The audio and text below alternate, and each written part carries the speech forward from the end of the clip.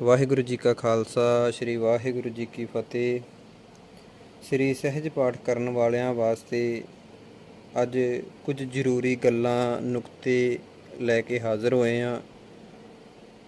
ਸੋ ਸੰਗਤਾਂ ਨੂੰ ਦੱਸਿਆ ਜਾਵੇਗਾ ਕਿਸ ਤਰ੍ਹਾਂ ਸਹਿਜ ਪਾਠ ਕਰਨਾ ਹੈ, ਕੀ ਵਿਧੀ ਹੈ,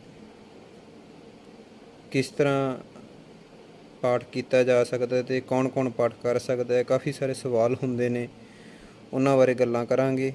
ਸੋ ज़्यादा ਸਮਾਂ ਨਾ ਲੈਂਦੇ ਹੋਏ ਆਪਾਂ ਸ਼ੁਰੂ ਕਰਦੇ ਹਾਂ। ਅਤੇ ਜਿਹੜੀਆਂ ਵੀ ਸੰਗਤਾਂ ਇਸ ਚੈਨਲ ਦੇ ਨਵੀਆਂ ਆਈਆਂ ਨੇ, ਪਲੀਜ਼ ਕਿਰਪਾ ਕਰਕੇ ਇਸ ਚੈਨਲ ਨੂੰ ਸਬਸਕ੍ਰਾਈਬ ਕਰ ਲੈਣਾ ਅਤੇ ਬੈਲ ਆਈਕਨ ਨੂੰ ਵੀ ਓਕੇ ਕਰ ਲੈਣਾ, ਤਾਂ ਕਿ ਆਉਣ ਵਾਲੀਆਂ ਵੀਡੀਓ ਤੁਹਾਨੂੰ ਜਲਦੀ ਪਤਾ ਲੱਗ ਸਕਣ। ਸੋ ਇੰਨੀਆਂ ਕੁ ਬੇਨਤੀਆਂ ਪ੍ਰਵਾਨ ਕਰੋ ਜੀ।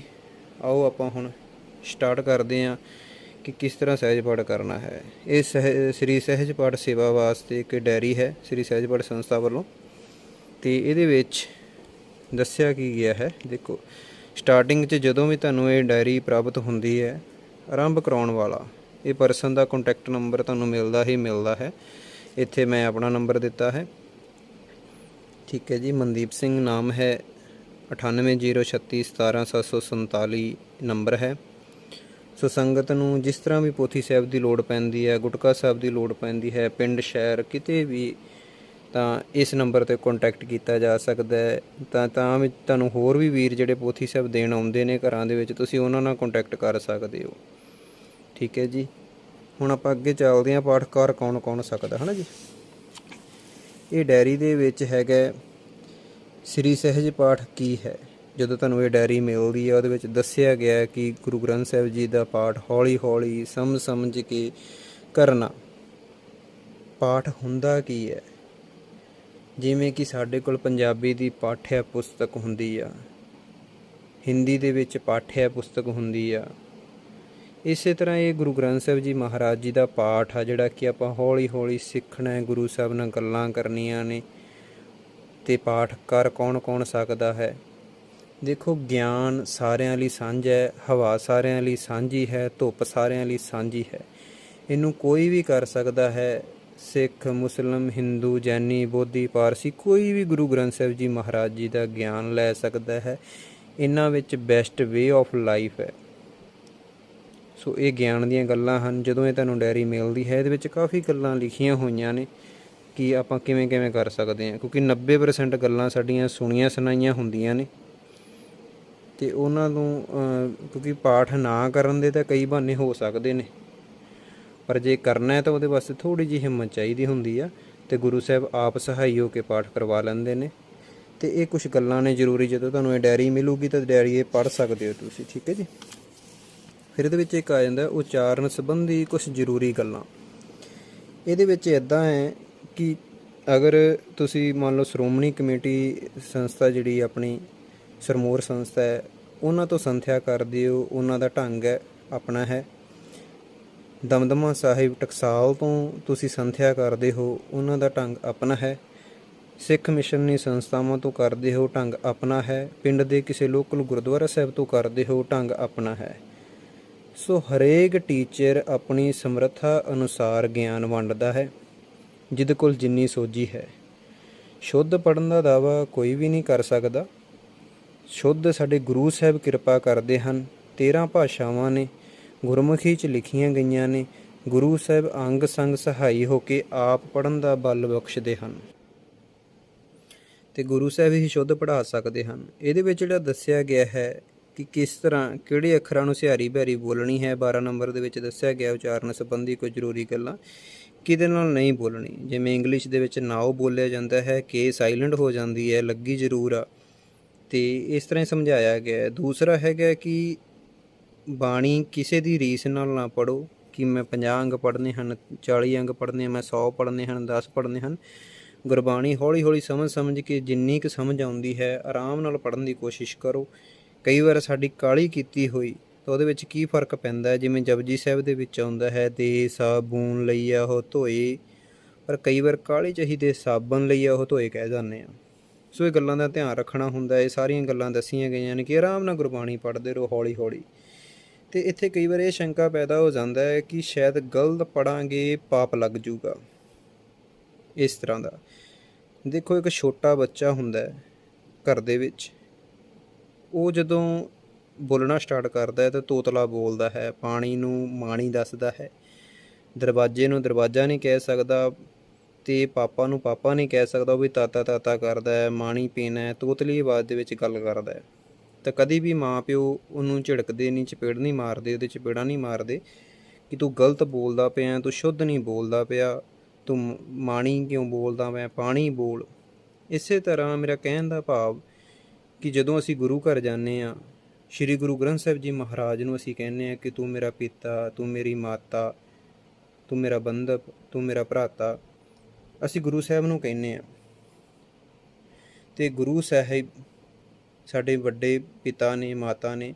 ਜਿਵੇਂ ਉਹ ਛੋਟਾ ਬੱਚਾ ਸੰਸਾਰਿਕ ਰੂਪ ਦੇ ਵਿੱਚ ਸਾਨੂੰ ਪਿਆਰਾ ਲੱਗਦਾ ਹੈ, ਤੋਤਲੀ ਆਵਾਜ਼ ਦੇ ਵਿੱਚ ਸਾਨੂੰ ਪਤਾ ਹੈ ਬੱਚੇ ਨੇ ਬੋਲਣਾ ਸਟਾਰਟ ਕੀਤਾ ਹੈ, ਪਿਆਰ ਕਰਦੇ ਹਾਂ। ਇਸੇ ਤਰ੍ਹਾਂ ਸਾਡਾ ਗੁਰੂ ਵੀ ਸਮਰੱਥ ਹੈ। ਗੁਰੂ ਸਾਹਿਬ ਵੀ ਆਪਣੇ ਬੱਚਿਆਂ ਦੇ ਬੋਲਣ 'ਤੇ ਖੁਸ਼ ਹੁੰਦੇ ਨੇ, ਉਹਨਾਂ ਨੂੰ ਗੱਲ ਨਾਲ ਲਾਉਂਦੇ ਨੇ।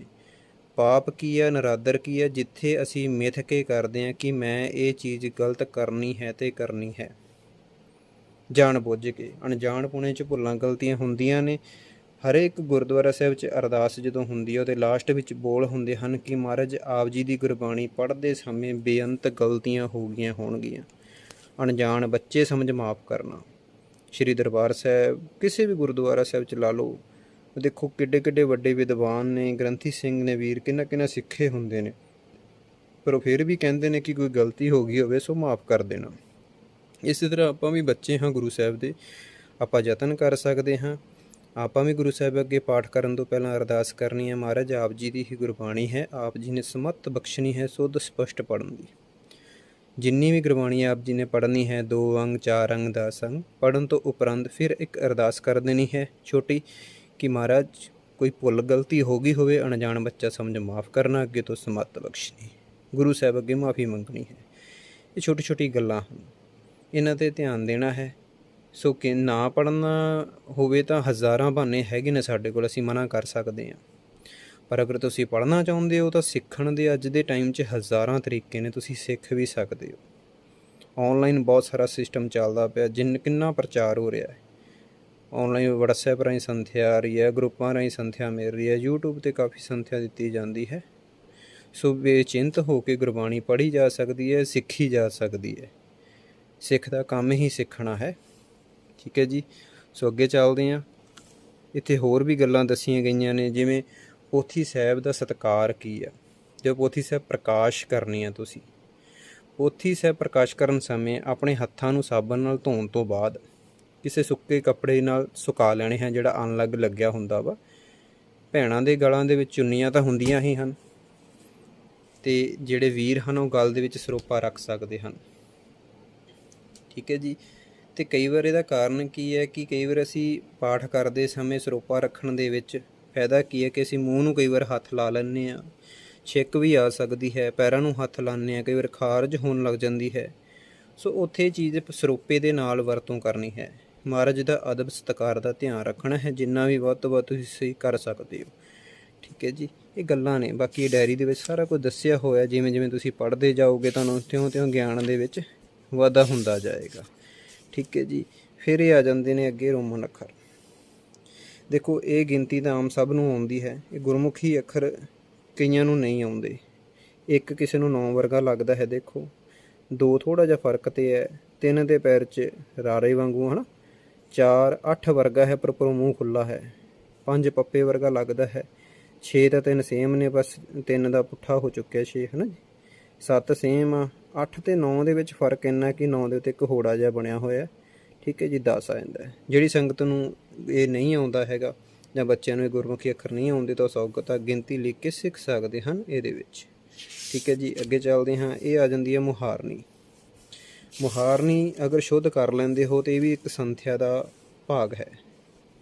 ਇਹਦੇ ਵਿੱਚ ਆਪਾਂ ਪੜ੍ਹਾਂਗੇ ਐੜਾ ਮੁਕਤ ਅ, ਐੜੇ ਕੰਨਾ ਆ, ਈੜੀ ਸਿਆਰੀ ਇਹ ਕਹਿਣਾ ਹੈ। ਕਈ ਇਹਨੂੰ ਏ ਕਹਿ ਦਿੰਦੇ ਨੇ ਜਾਂ ਜ਼ਿਆਦਾਤਰ ਈ ਹੀ ਬੋਲ ਦਿੰਦੇ ਨੇ। ਈ ਬੋਲਾਂਗੇ ਤਾਂ ਈੜੀ ਨੂੰ ਬਿਹਾਰੀ ਲੱਗ ਜਾਏਗੀ, ਏ ਬੋਲਾਂਗੇ ਤਾਂ ਈੜੀ ਨੂੰ ਲਾਂ ਲੱਗ ਜਾਏਗੀ। ਇਸ ਕਰਕੇ ਇਹਦੀ ਇੱਕਦਮ ਆਵਾਜ਼ ਆਉਂਦੀ ਹੈ, ਈੜੀ ਸਿਆਰੀ ਏ, ਸੱਸੇ ਸਿਆਰੀ ਸੇ, ਹਾਹੇ ਸਿਆਰੀ ਹੇ, ਕੱਕੇ ਸਿਆਰੀ ਕੇ, ਇੱਕਦਮ ਇਹਦੀ ਆਵਾਜ਼ ਨਿਕਲਦੀ ਹੈ। ਇਹ ਅਭਿਆਸ ਨਾਲ ਕਰਨੀ ਹੈ। ਈੜੀ ਬਿਹਾਰੀ ਈ, ਊੜੇ ਔਂਕੜ ਊ, ਊੜੇ ਦਲੌਂਕੜ ਊ, ਦਲੌਂਕੜਾਂ ਨੇ ਲੰਬੀਆਂ ਜਾਣਗੀਆਂ ਹੈ ਨਾ। ਈੜੀ ਲਾਂ ਏ, ਐੜੇ ਦਲਾਵਾਂ ਐ, ਊੜੇ ਹੋੜਾ ਔ, ਐੜੇ ਘਨੌੜਾ ਆਓ, ਐੜੇ ਟਿੱਪੀ ਔਂ। ਕਈ ਇਹਨੂੰ ਅੰਕ ਬੋਲਦੇ ਹਨ ਕੱਕਾ ਲਗਾ ਕੇ, ਉਹ ਨਹੀਂ ਬੋਲਣਾ, ਅੰਗ। ਫਿਰ ਐੜੇ ਕੰਨਾਂ ਉੱਤੇ ਬਿੰਦੀ ਆਂ। ਠੀਕ ਹੈ ਜੀ, ਇਹ ਲਗਾ ਮਾਤਰਾ ਸੀ। ਹੁਣ ਪੜ੍ਹਨਾ ਹੈਗਾ ਸੱਸਾ ਹਾਹਾ, ਕੱਕਾ ਖੱਖਾ ਗੱਗਾ ਘੱਗਾ। ਜਿਹੜਾ ਇਹ ਅੱਖਰ ਹੈ ਇਹਨੂੰ ਕਹਿੰਦੇ ਹਨ ঙ। ਕਈ ਇਹਨੂੰ ਔਆਂ ਖਾਲੀ ਕਹਿ ਦਿੰਦੇ ਹਨ, ঞ ਕਹਿ ਦਿੰਦੇ ਹਨ, ਕਈ ਤਰ੍ਹਾਂ ਦੇ ਅੱਖਰਾਂ ਦਾ ਉਪਯੋਗ ਕਰਦੇ ਹਨ। ਇਹਨੂੰ ਕਹਿੰਦੇ ਹਨ ঙ। ঙ। ਇਹਦਾ ਮੈਂ ਤੁਹਾਨੂੰ ਥੋੜ੍ਹੀ ਜਿਹੀ ਐਗਜ਼ਾਮਪਲ ਵੀ ਦਿੰਦਾ ਹਾਂ। ਅਗਰ ਤੁਸੀਂ ਆਪਣੀ ਕਾਪੀ ਦੇ ਅਭਿਆਸ ਕਰਿਓ। ਗੱਗੇ 'ਤੇ ਟਿੱਪੀ ਗੰ, ਗੱਗੇ ਕੰਨਾਂ ਉੱਤੇ ਬਿੰਦੀ ਗਾਂ, ਗੰ ਗਾਂ।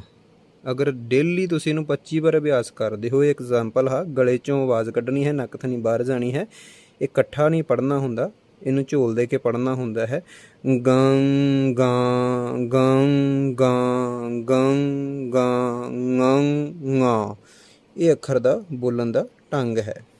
ঙ ঙ। ਹੌਲੀ ਹੌਲੀ ਇਹ ਸਿੱਖ ਜਾਏਗਾ। ਇਹ ਇਸ ਤਰ੍ਹਾਂ ਨੂੰ ਸਿੱਖਿਆ ਜਾ ਸਕਦਾ ਹੈ। ਠੀਕ ਹੈ ਜੀ, ਇਹ ਅਭਿਆਸ ਨਾਲ ਅੱਖਰ ਆ ਜਾਂਦਾ ਹੈ। ਇਹਦੇ ਹੋਰ ਵੀ ਬਹੁਤ ਸਾਰੇ ਢੰਗ ਤਰੀਕੇ ਤੁਹਾਨੂੰ YouTube 'ਤੇ ਮਿਲ ਜਾਣੇ ਹਨ। ਸਭ ਤੋਂ ਸੌਖਾ ਤਰੀਕਾ ਇਹ ਲੱਗਿਆ ਕਿ ਇਹਦੇ ਨਾਲ ਤੁਸੀਂ ਸਿੱਖ ਸਕਦੇ ਹੋ। ਇਹ ਸਾਊਂਡ ਨਹੀਂ ਹੈ ਗੰ ਗਾਂ, ਇਹ ਸਿਰਫ ਸਾਊਂਡ ਕੱਢਣ ਦਾ ਇੱਕ ਢੰਗ ਆ। ਸਾਊਂਡ ਇਹਦੀ ঙ ঙ ਹੀ ਆਏਗੀ। ਠੀਕ ਹੈ ਜੀ, ਅੱਗੇ ਚੱਚਾ ਛੱਛਾ ਜੱਜਾ ਝੱਜਾ। ਫਿਰ ਆਉਂਦਾ ঞ। ਇਹਦੇ ਵਿੱਚ ਵੀ ਕਨਫਿਊਜ਼ਨ ਹੈ। ਇਹਨੂੰ ਵੀ ਇੱਦਾਂ ਪੜ੍ਹਿਆ ਜਾਂਦਾ ਹੈ। ਜੱਜੇ 'ਤੇ ਟਿੱਪੀ ਜੰ, ਜੱਜੇ ਕੰਨਾਂ ਉੱਤੇ ਬਿੰਦੀ ਜਾਂ, ਜੰ ਜਾਂ, ਜੰ ਜਾਂ, ਜੰ ঞ, ঞ ঞ। ਇਹਦਾ ਵੀ ਅਭਿਆਸ ਕਰਨਾ ਹੈ। ਇਹ ਦੋ ਅੱਖਰ ਐਸੇ ਨੇ ਕਿ ਅਭਿਆਸ ਦੇ ਨਾਲ ਤੁਹਾਨੂੰ ਬਹੁਤ ਜਲਦ ਆ ਜਾਣਗੇ। ਠੀਕ ਹੈ ਜੀ, ਇਸ ਤੋਂ ਅੱਗੇ ਹੈ ਟੈਂਕਾ ਠੱਠਾ ਡੱਡਾ। ਇੱਥੋਂ ਤੱਕ ਜਿੰਨੇ ਅੱਖਰ ਤੁਸੀਂ ਇਹ ਬੋਲੇ ਨੇ, ਇਹ ਸਾਰੇ ਵਜ਼ਨ ਦੇ ਕੇ ਘਰੋੜ ਕੇ ਤੁਸੀਂ ਬੋਲ ਸਕਦੇ ਹੋ। ਹੁਣ ਜਿਹੜੇ ਅਗਲੇ ਪੰਨੇ 'ਤੇ ਆਪਾਂ ਆ ਗਏ ਹਾਂ, ਇੱਥੇ ਪੜ੍ਹਨਾ ਹੈ। ਇਹ ਸਾਰੇ ਪੋਲੇ ਬੋਲੇ ਜਾਣੇ ਹਨ, ਜਿਵੇਂ ਢੱਡਾ ਅਣਾ, ਤੱਤਾ ਥੱਥਾ, ਦੱਦਾ ਧੱਦਾ, ਨੰਨਾ ਪੱਪਾ ਫੱਫਾ। ਕਈ ਇਹਨੂੰ ਫੱਫਾ ਬੋਲਦੇ ਹਨ, ਮੂੰਹ 'ਚੋਂ ਹਵਾ ਕੱਢ ਕੇ ਬੋਲਦੇ ਹਨ। ਅਗਰ ਫੱਫਾ ਬੋਲੋਗੇ ਤਾਂ ਪੈਰ 'ਚ ਬਿੰਦੀ ਲੱਗ ਜਾਵੇਗੀ, ਅਤੇ ਪੈਰ ਲੱਗੇ ਬਿੰਦੀ ਫੱਫਾ ਗੁਰਬਾਣੀ 'ਚ ਨਹੀਂ ਆਉਂਦਾ। ਇਸ ਕਰਕੇ ਜਿਵੇਂ ਪੱਪਾ ਬੋਲਿਆ ਹੈ, ਜਿਵੇਂ ਚੱਚੇ ਵਾਲੀ ਲਾਈਨ ਸਾਰੀ ਦੰਦਾਂ ਨਾਲ ਬੋਲੀ ਜਾਂਦੀ ਹੈ, ਇਸੇ ਤਰ੍ਹਾਂ ਪੱਪੇ ਵਾਲੀ ਲਾਈਨ ਸਾਰੀ ਬੁੱਲਾਂ ਨਾਲ ਬੋਲੀ ਜਾਵੇਗੀ। ਪੱਪਾ ਫੱਫਾ ਬੱਬਾ ਭੱਬਾ ਮੰਮਾ, ਯਈਆ ਰਾਰਾ ਲੱਲਾ ਵਾਵਾ ਡਾੜਾ। ਕਿ ਇਹਨੂੰ ਰਾੜਾ ਕਹਿੰਦੇ ਆ, ਰਾਰਾ ਲਗਾ ਕੇ। ਰਾਰਾ ਨਹੀਂ ਲਗਾਉਣਾ, ਅੜਾੜਾ। ਇਸ ਤਰ੍ਹਾਂ ਇਹਨੂੰ ਅਭਿਆਸ ਕਰਨਾ ਹੈ। ਪਹਿਲਾਂ ਮੁਕਤੇ ਅੱਖਰਾਂ ਦਾ ਅਭਿਆਸ ਕਰਨਾ ਹੈ, ਫਿਰ ਇਹਨਾਂ ਨੂੰ ਕੰਨਾਂ ਲਗਾ ਕੇ, ਫਿਰ ਸਿਹਾਰੀ ਬਿਹਾਰੀ ਸਾਰੀਆਂ ਹੌਲੀ ਹੌਲੀ ਮਾਤਰਾਵਾਂ ਨੂੰ ਸਿੱਖ ਲੈਣਾ ਹੈ। ਜਿਹੜਾ ਵੀ ਇਹਨਾਂ ਨੂੰ ਪੂਰੀ ਢੰਗ ਤਰੀਕੇ ਨਾਲ ਪੂਰੀ ਦੀ ਪੂਰੀ 35 ਅੱਖਰੀ ਨੂੰ ਸਿੱਖ ਲੈਂਦਾ ਹੈ, ਉਹਨੂੰ ਗੁਰਬਾਣੀ ਪੜ੍ਹਨ ਦੇ ਵਿੱਚ ਬਾਹਲੀ ਦਿੱਕਤ ਨਹੀਂ ਆਉਂਦੀ। ਬੜੇ ਆਰਾਮ ਨਾਲ ਗੁਰਬਾਣੀ ਪੜ੍ਹ ਸਕਦਾ ਹੈ। ਇਹ ਮੁਹਾਰਨੀ ਇਹਨੂੰ ਵੱਧ ਤੋਂ ਵੱਧ ਸਿੱਖਣਾ ਚਾਹੀਦਾ, ਆਪਣੇ ਬੱਚਿਆਂ ਨੂੰ ਸਿਖਾਉਣਾ ਚਾਹੀਦਾ ਹੈ। ਇਸ ਤੋਂ ਅੱਗੇ ਇਹ 5 ਪੜ੍ਹਨ ਦੇ ਢੰਗ ਦੱਸੇ ਗਏ ਹਨ, 9 ਆਨੰਦ ਮਾਣਨ ਦੇ ਢੰਗ ਦੱਸੇ ਗਏ ਹਨ। ਇਹ ਨੀਚੇ ਦਿੱਤਾ ਹੋਇਆ ਮਿਤੀ ਵਾਲੇ ਕਾਲਮ 'ਚ 13 1 18 ਪਾਈ ਹੋਈ ਆ। ਅੰਗ ਨੰਬਰ 2 ਲਿਖਿਆ ਹੋਇਆ ਹੈ। ਫੁਰਮਾਨ ਕੀ ਲਿਖਿਆ ਹੈ, ਤੀਰਥ ਨਾਵਾ ਜੇ ਤਿਸ ਭਾਵਾ ਵਿਨ ਭਾਣੇ ਕੇ ਨਾਏ ਕਰੀ। ਨੀਚੇ ਫਿਰ ਕਾਲਮ ਚੇਂਜ, ਡੇਟ ਚੇਂਜ ਹੋ ਗਈ। 8 ਅੰਗ ਨੰਬਰ ਪਾ ਰੱਖਿਆ ਹੈ, ਸੋਦਾ ਰਾਗਾਸਾ ਮਹੱਲਾ ਪਹਿਲਾ। ਇਹ ਕੀ ਚੀਜ਼ ਆ ਕਿ ਪੋਥੀ ਸਾਹਿਬ ਦੇ ਅੰਦਰ ਕਿਸੇ ਤਰ੍ਹਾਂ ਦੀ ਕੋਈ ਨਿਸ਼ਾਨੀ, ਟਿਕ ਮਾਰ, ਕੋਈ ਪੰਨਾ ਫੋਲਡ ਨਹੀਂ ਕਰਨਾ। ਆਪਾਂ ਜੋ ਵੀ ਕਰਨਾ ਹੈ ਇਹਦੇ ਉੱਤੇ ਨੋਟ ਡਾਊਨ ਕਰਨਾ ਹੈ। ਜਿੱਦਣ ਪਾਠ ਕਰੋਗੇ ਮਿਤੀ ਵਾਲੇ ਕਾਲਮ 'ਚ ਮਿਤੀ ਪਾਓਗੇ। ਠੀਕ ਹੈ ਜੀ, ਅੰਗ ਨੰਬਰ ਉੱਪਰ ਦੇਖ ਲੈਣਾ ਹੈ। ਜਿਵੇਂ ਇਹ ਆਪਾਂ ਗੱਲਬਾਤ ਕਰਦੇ ਕਰਦੇ 17 ਨੰਬਰ ਅੰਗ 'ਤੇ ਆ ਚੁੱਕੇ ਹਾਂ, ਤਾਂ ਤੁਸੀਂ ਇੱਥੇ 17 ਪਾ ਸਕਦੇ ਹੋ ਵੀ ਮੈਂ ਇੰਨੇ ਅੰਗ 'ਤੇ ਪਹੁੰਚ ਚੁੱਕਿਆ। ਫੁਰਮਾਨ ਕੀ ਹੈ, ਜਿਵੇਂ ਇੱਧਰ ਦੱਸਿਆ ਗਿਆ ਸੀ, ਤੀਰਥ ਨਾਵਾ ਜੇ ਤਿਸ ਭਾਵਾ ਬਿਨ ਭਾਣੇ ਕੇ ਨਾਏ ਕਰੀ। ਇਹਦੀ ਜਿਹੜੀਆਂ 5 ਪੌੜੀਆਂ ਨੇ ਪਹਿਲੀਆਂ, ਇਹ ਪੜ੍ਹੀਆਂ ਜਾ ਚੁੱਕੀਆਂ ਨੇ। ਹੁਣ ਕੱਲ੍ਹ ਨੂੰ ਪਰਸਨ ਨੇ 6ਵੀਂ ਪੌੜੀ ਸਟਾਰਟ ਕਰਨੀ ਸੀ, ਉਹਦੀ ਪਹਿਲੀ ਤੁਕ ਇਹਨਾਂ ਨੇ ਲਿਖ ਲਿੱਤੀ ਹੈ ਵੀ ਜਿੱਥੇ ਸ਼ਬਦ ਖਤਮ ਹੋ ਜਾਵੇਗਾ ਉਹ ਤੋਂ ਅਗਲਾ ਸ਼ਬਦ ਜਿਹੜਾ ਸ਼ੁਰੂ ਹੋ ਰਿਹਾ ਹੈ, ਉਹਦੀ ਪਹਿਲੀ ਤੁਕ ਤੁਸੀਂ ਇਹਦੇ 'ਤੇ ਨੋਟ ਡਾਊਨ ਕਰ ਲੈਣੀ ਹੈ। ਤੁਹਾਨੂੰ ਕੋਈ ਗੱਲ ਸਮਝ ਨਹੀਂ ਆਉਂਦੀ, ਇਹਦੇ 'ਤੇ ਨੋਟ ਡਾਊਨ ਕਰ ਲੈਣੀ ਹੈ। ਪੋਥੀ ਸਾਹਿਬ ਦੇ ਅੰਦਰ ਕਿਸੇ ਤਰ੍ਹਾਂ ਦੀ ਕੋਈ ਨਿਸ਼ਾਨੀ, ਪੰਨਾ ਫੋਲਡ, ਟਿਕ ਮਾਰ ਇੱਦਾਂ ਦਾ ਕੁਝ ਵੀ ਨਹੀਂ ਕਰਨਾ। ਧਾਗਾ ਕਈ ਵਾਰ ਸੰਗਤਾਂ ਡਾਇਰੀ ਲੈ ਲੈਂਦੀਆਂ ਨੇ, ਡਾਇਰੀ ਵਿੱਚ ਰੱਖ ਦਿੰਦੀਆਂ ਨੇ, ਇਹ ਚੀਜ਼ ਨਹੀਂ ਕਰਨੀ ਹੈ। ਇਹ ਨਰਾਦਰ ਹੈ ਮਹਾਰਾਜ ਦਾ। ਸੋ ਧਿਆਨ ਰੱਖਣਾ ਹੈ, ਜੋ ਵੀ ਨੋਟ ਕਰਨਾ ਹੈ ਇਹਦੇ ਵਿੱਚ ਨੋਟ ਡਾਊਨ ਕਰਨਾ ਹੈ। ਉਸ ਤੋਂ ਅੱਗੇ ਮਨ ਭਾਉਂਦੇ ਫਰਮਾਨ ਦੇ ਕਾਲਮ ਨੇ ਇਹਦੇ ਵਿੱਚ, ਜਿਹੜੇ ਕਿ ਜਿਵੇਂ ਬਾਬਾ ਜੀ ਹੁਕਮਨਾਮਾ ਸਾਹਿਬ ਤੋਂ ਪਹਿਲਾਂ ਪੜ੍ਹਦੇ ਹੁੰਦੇ ਹਨ, ਸੋ ਕੋ ਟਲ ਗੁਰ ਸੇਬੀ ਹੈ, ਅਹਨਸ ਸਹਿਜ ਸੁਭਾਏ, ਹੈ ਨਾ। ਇਸ ਤਰ੍ਹਾਂ ਲੱਖ ਖੁਸ਼ੀਆਂ ਪਾਤਸ਼ਾਹੀਆਂ, ਬਹੁਤ ਸਾਰੇ ਫਰਮਾਨ ਤੁਕਾਂ ਆਉਂਦੀਆਂ ਨੇ ਜਿਹੜੀਆਂ ਕਿ ਮਨ ਨੂੰ ਬੜੀਆਂ ਲੁਭਾਉਂਦੀਆਂ ਹਨ। ਸਾਰੀ ਗੁਰਬਾਣੀ ਲੁਭਾਉਣ ਵਾਲੀ ਹੈ। ਸਾਡਾ ਮਨ ਜਿਹੜਾ ਹੈਗਾ ਇਹ ਥੋੜ੍ਹਾ ਚੂਜ਼ੀ ਆ, ਹੈ ਨਾ। ਇਹ ਕਈ ਤਰ੍ਹਾਂ ਦੀ ਚੀਜ਼ਾਂ ਲੈਂਦਾ ਹੈ, ਕਈ ਹੈ ਨਾ। ਜਿਸ ਤਰ੍ਹਾਂ ਮੇਰਾ ਕਹਿੰਦਾ ਵਾ ਕਿ ਜੋ ਤੁਹਾਨੂੰ ਤੁਕਾਂ, ਜੋ ਸ਼ਬਦ ਕਈ ਵਾਰ ਬੜੇ ਮਨ ਨੂੰ ਟੁੰਬ ਜਾਂਦੇ ਹਨ, ਕਿਉਂਕਿ ਗੁਰੂ ਦਾ ਤਾਂ ਇੱਕ ਅੱਖਰ ਹੀ ਅਗਰ ਮਨ ਦੇ ਵਿੱਚ ਵਸ ਜਾਏ ਤਾਂ ਬੜਾ ਵਾ। ਇਸ ਤਰ੍ਹਾਂ ਤੁਹਾਨੂੰ ਕੋਈ ਵੀ ਤੁਕਾਂ ਮਿਲਦੀਆਂ ਤੁਸੀਂ ਨੋਟ ਡਾਊਨ ਕਰ ਸਕਦੇ ਹੋ, ਜਿਨ੍ਹਾਂ ਨੂੰ ਵਾਰ-ਵਾਰ ਗੁਣਗੁਣਾਉਣ ਦਾ ਤੁਹਾਡਾ ਮਨ ਵਿਚਾਰ ਬਣਦੇ ਹਨ। ਠੀਕ ਹੈ ਜੀ, ਇਹ ਚੀਜ਼ਾਂ ਹੈਗੀਆਂ ਹਨ। ਸੋ ਇਹ ਚੀਜ਼ਾਂ ਦਾ ਧਿਆਨ ਰੱਖਣਾ ਹੈ ਸਾਰਿਆਂ ਨੇ। ਅਤੇ ਅੱਗੇ ਪੋਥੀ ਸਾਹਿਬ ਜਿਹੜੀ ਘਰ 'ਚ ਆਪਾਂ ਲੈ ਜਾਂਦੇ ਹਾਂ, ਰੱਖਣੀ ਕਿੱਥੇ ਹੈ? ਪੋਥੀ ਸਾਹਿਬ ਦੇਖੋ, ਹਰੇਕ ਦੇ ਘਰ ਦੇ ਵਿੱਚ ਅਲੱਗ ਤੋਂ ਕਮਰਾ ਨਹੀਂ ਹੁੰਦਾ। ਕੋਈ ਵਿਰਲੇ ਵਾਂਝੇ ਹੀ ਹੁੰਦੇ ਹਨ, ਗੁਰੂ ਸਾਹਿਬ ਦੀ ਕਿਰਪਾ ਦੇ ਨਾਲ ਉਹਨਾਂ ਦੇ ਘਰਾਂ ਦੇ ਵਿੱਚ ਅਲੱਗ ਤੋਂ ਕਮਰਾ ਬਣਾਇਆ ਹੁੰਦਾ ਹੈ ਜਿੱਥੇ ਪਾਠ ਕਰਨਾ ਹੈ। ਸੋ ਜਿਨ੍ਹਾਂ ਦੇ ਘਰਾਂ ਵਿੱਚ ਕਮਰੇ ਨਹੀਂ ਹੁੰਦੇ ਅਲੱਗ ਤੋਂ, ਉਹ ਅਲਮੀਰਾ ਦੇ ਵਿੱਚ ਰੱਖ ਸਕਦੇ ਹਨ, ਪਰਛੱਤੀ 'ਤੇ ਰੱਖ ਸਕਦੇ ਹਨ, ਉੱਚੀ ਸੁੱਚੀ ਜਗ੍ਹਾ ਜਿੱਥੇ ਬੱਚਿਆਂ ਦੇ ਜੂਠੇ ਹੱਥ ਜਾਂ ਕੋਈ ਕਿਰਲੀ ਛਿਪਕਲੀ, ਕੋਈ ਚੂਹਾ ਉਹਨੂੰ ਨੁਕਸਾਨ ਨਾ ਪਹੁੰਚਾ ਸਕੇ। ਇਹ ਚੀਜ਼ ਦਾ ਧਿਆਨ ਰੱਖਣਾ ਹੈ। ਸਭ ਤੋਂ ਜ਼ਰੂਰੀ ਚੀਜ਼ ਦਾ ਧਿਆਨ ਕੀ ਰੱਖਣਾ ਹੈ ਕਿ ਧੂਫ ਜੋਤ ਇਹਨੂੰ ਲਾਉਂਦੇ ਨਹੀਂ ਲਾਉਂਦੇ ਤੁਹਾਡੇ ਉੱਤੇ ਡਿਪੈਂਡ ਕਰਦਾ ਹੈ। ਧੂਫ ਜੋਤ ਤੁਸੀਂ ਲਾਉਂਦੇ ਹੋ ਭਾਵੇਂ ਨਹੀਂ ਲਾਉਂਦੇ, ਉਹਦਾ ਸਾਡੇ ਨਾਲ ਕੋਈ ਵਾਰਤਾਲਾਪ ਨਹੀਂ ਹੈ। ਇਹਦੇ ਵਿੱਚ ਕੋਈ ਵਹਿਮ ਭਰਮ 'ਚ ਨਹੀਂ ਪੈਣਾ ਆਪਾਂ। ਲਾਉਂਦੇ ਹੋ ਤੁਹਾਡੀ ਭਾਵਨਾ ਹੈ, ਨਹੀਂ ਲਾਉਂਦੇ ਤਾਂ ਵੀ ਤੁਹਾਡੀ ਹੀ ਭਾਵਨਾ ਹੈ।